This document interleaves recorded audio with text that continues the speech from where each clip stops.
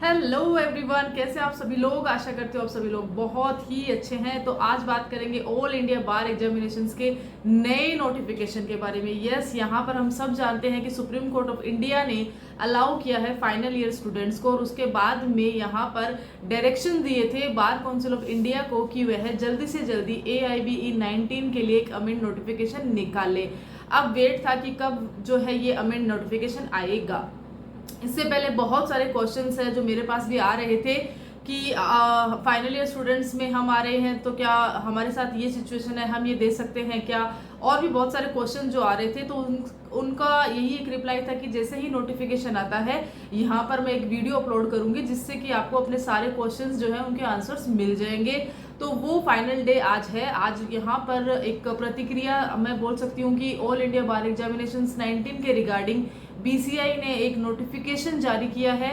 23 सितंबर 2024 को यह एक नोटिफिकेशन जारी किया है, जिसके अंतर्गत उन्होंने यहाँ पे मेंशन किया है कि ये जो नोटिफिकेशन है और उसके अंतर्गत जो पॉइंट है, जो कैटेगरीज है जिनके बारे में यहाँ पर बताया जा रहा है, वह mainly supreme court of India के डायरेक्शंस के बाद उन्होंने ये सब चीज करी है। तो अब देखना यह होगा कि वो जो कैटेगरीज बता रहे हैं BCI कि यहाँ पे कौन एग्जाम दे सकते हैं, किस कंडीशन में दे सकते हैं, और अगर यहाँ पे वो कंडीशन फुलफिल हो जाती है एग्जामिनेशंस की तो उसके बाद में आपको सर्टिफिकेट ऑफ प्रैक्टिस जो BCI की तरफ से दिया जाता है AIBE कंप्लीट करने के बाद, वह कब मिलेगा। और ऐसे भी कौन से स्टूडेंट हैं जो AIBE भी दे रहे हैं लेकिन कुछ कंडीशंस वहां पे फुलफिल नहीं होने की वजह से COP उनको जो है BCI नहीं देगी, वह COP रोक लेगी। और उसके बाद में जो है कंडीशन यह भी रहती है कि आपको फिर से री रजिस्टर करना पड़ेगा नेक्स्ट 6 महीने के बाद में, जब AIBE वापस आएगा तब। तो बहुत सारी चीजें हैं, डिटेल में वीडियो बनाया है, हर एक चीज बताऊंगी, हर एक क्वेश्चंस के आंसर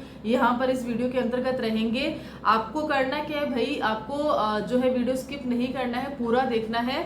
मेरी कोशिश यही रहेगी कि जो 10 से 12 मिनट की एक जो इन्फॉर्मेशन है उसको मैं उतने समय में ही बताऊं, इससे कि आपका जो समय है वह जो है बचेगा।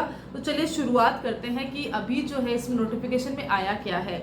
मेनली 23 सितंबर को ये नोटिफिकेशन जारी होता है, जहां पर कि BCI अलाउ करती है कि हाँ ठीक है, जो डायरेक्शन मिले हैं उसके अंतर्गत जो है अभी फाइनल ईयर के स्टूडेंट्स जो है उनको भी अलाउ करते हैं। अब यहाँ पे मेन मैटर जो होता है ऑल इंडिया बार एग्जामिनेशंस देने का, उसका पीछे का पर्पस क्या रहता है। तो हमारा जो पर्पस रहता है कि हमें जो है सर्टिफिकेट ऑफ प्रैक्टिस वह मिल जाए, क्योंकि 2010 के बाद में यह मैंडेटरी हो गई है हर एक वकील के लिए जिसने भी 2010 के बाद में अपनी LLB कंप्लीट करी है, कि उसको अगर COP नहीं है तो वह पेशेवर वकालत को कंटिन्यू नहीं कर सकता है। अब यहाँ पर COP के रिगार्डिंग ही BCI ने इसमें मेन जो है कुछ अमेंडमेंट्स करे हैं। तो चलिए शुरुआत करते हैं उन कैटेगरीज के साथ में।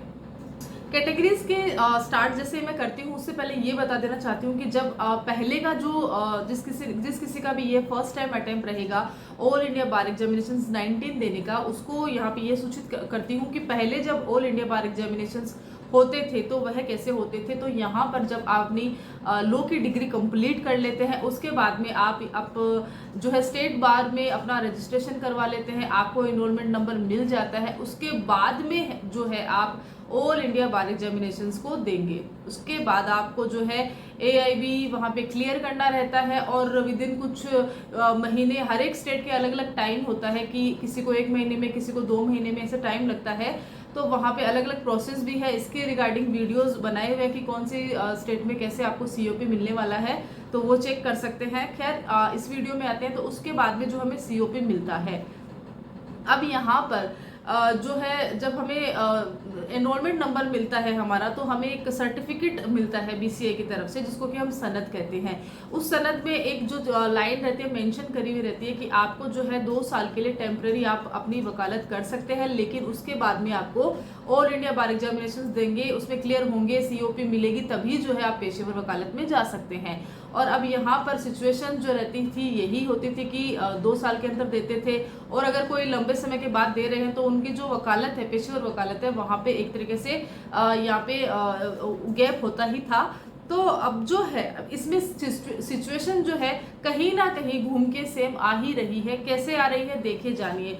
पहला जो उनका एक कैटेगरी बताई है जिन्होंने जिसमें है कि जो फाइनल ईयर के स्टूडेंट है, अब यहाँ पे जो सेमेस्टर वाइज की हम यहाँ पे एग्जाम्पल सेमेस्टर का ले लेते हैं कि जो सेमेस्टर होते हैं 10 सेमेस्टर रहते हैं यहाँ पे, तो जो 10 सेमेस्टर में है और जिसके अभी तक बैकलॉग में एक भी बैकलॉग नहीं आई है, उनको अलाउ किया है, ठीक है। लेकिन अगर यहाँ पर किसी के भी फर्स्ट में या थर्ड में या किसी भी सेमेस्टर में एक बार अगर बैकलॉग आई हुई है तो उनको जो है AIBE 19 अलाउ नहीं करेगी ऑल इंडिया बार एग्जामिनेशंस को देने के लिए, 19 को देने के लिए। उसके बाद में उनका रिजल्ट आता है तब आगे ऑल इंडिया बार एग्जामिनेशंस दे सकते हैं।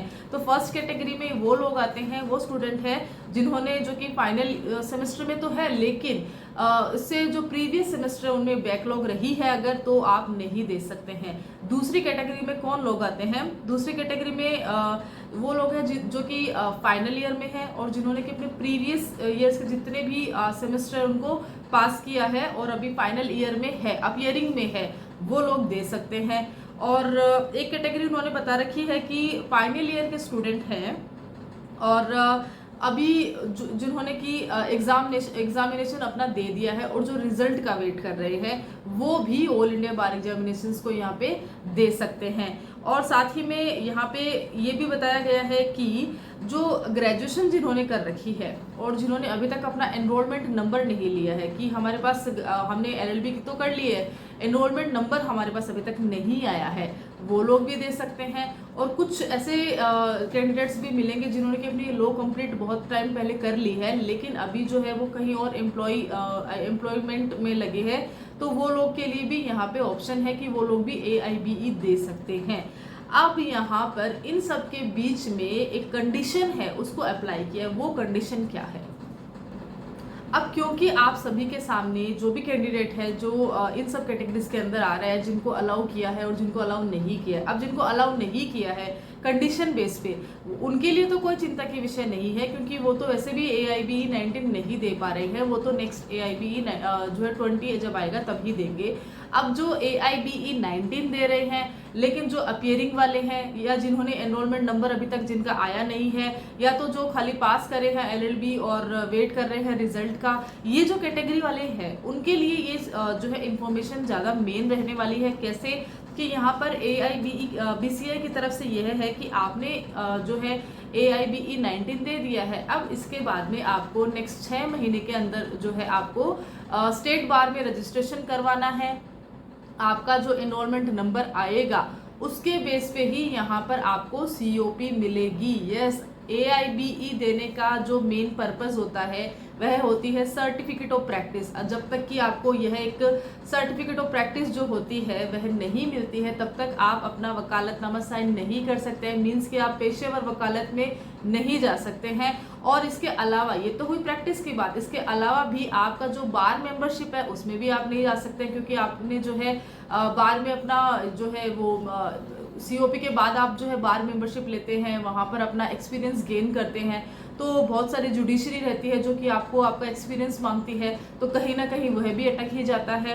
तो यहाँ पर COP नहीं देगी अगर 6 महीने के अंदर आपने जो है रजिस्ट्रेशन नहीं करवाया है। इन केस आपके पास ये समय है, आपने जल्दी से जल्दी करवा लिया जब तो आपको मिल जाएगी, और अगर इनकेस नहीं करवा पाते हैं तो क्या करें? तो यहाँ पर उन्होंने एक आपसे एक जो पूरा सर्टिफिकेट एक जो पूरा आपसे भरवाने वाले हैं कि जिसको कि हम अंडरटेकिंग बोल सकते हैं कि आपने यहाँ पे एक शपथ पत्र के रूप में आपको यहाँ पे एक पूरा भरवाया जाएगा BCI की तरफ से कि आप जो है इन सभी कैटेगरीज में आ रहे हैं और आप जो है BCI की सारी जो एक कंडीशन है उसमें सहमति के बाद ही AIBE 19 दे रहे हैं। अब बात करते हैं कि अगर आपने जो ये रजिस्ट्रेशन आपने नहीं करवाया, अभी तक 6 महीने हो चुके हैं AIBE दिए हुए, तो अब क्या करोगे? तो अब यहाँ पर आपका जो AIBE 19 है वह हो जाएगा रद्द क्योंकि आपके 6 महीने गुजर चुके हैं। आपको COP के लिए जो कंडीशन बताई गई थी जिसके लिए कि आपने अंडरटेकिंग भी दी है वह आपने नहीं फुलफिल की है। और अब यहाँ पे क्या करना है? तो यहाँ पर आपको नेक्स्ट AIBE के लिए अप्लाई करना होगा, यानी आपको दूसरा जो मौका मिलेगा जो नेक्स्ट 6 महीने बाद मिलता है वहीं पर जाके आपको अपना AIBE कंप्लीट करना होगा। अब सिचुएशन जो है पहले होती थी कि जब हमें सनद मिलता था तो उसमें लिखा रहता था कि आपको AIBE देना है। अब जो है सिचुएशन ऐसी हो गई है कि अब अब AIBE आप पहले दे रहे हैं, लेकिन कंडीशन डाल दी है कि आपको 6 महीने में सनद दिखानी होगी। तो चीज़ें जो है घूम फिर के वही आ रही है। BCI का यह जो डिसीजन है, BCI के जो ये जो नोटिफिकेशन आया है, ये कितना सही है कितना सही नहीं है, आपको क्या लगता है?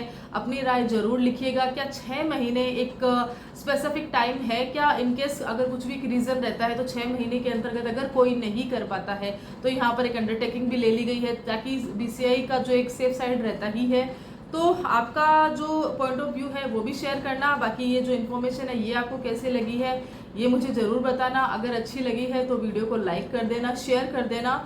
चैनल पे पहली बार आए हैं तो सब्सक्राइब जरूर कर देना। यहाँ पर ऑल इंडिया बार एग्जामिनेशंस के रिगार्डिंग बहुत सारी अपडेट वीडियोस मैंने ऑलरेडी पब्लिश कर चुकी हूँ। यहाँ पे ऑल इंडिया बार एग्जामिनेशंस 18-17 के भी आपको वीडियोस मिलेंगे, जहाँ पर कि अगर आपका रिजल्ट विदहेल्ड हो जाता है, COP नहीं मिल रही है, कैसे मिलेगी, हर एक जो क्वेश्चन है उनके आंसर्स मैंने यहाँ पे दिए हैं। होपफुली आप जो है हर एक वीडियो को चेक करेंगे, देखेंगे तो आपको यहाँ पे बहुत ही इन्फॉर्मेशन मिलने वाली है।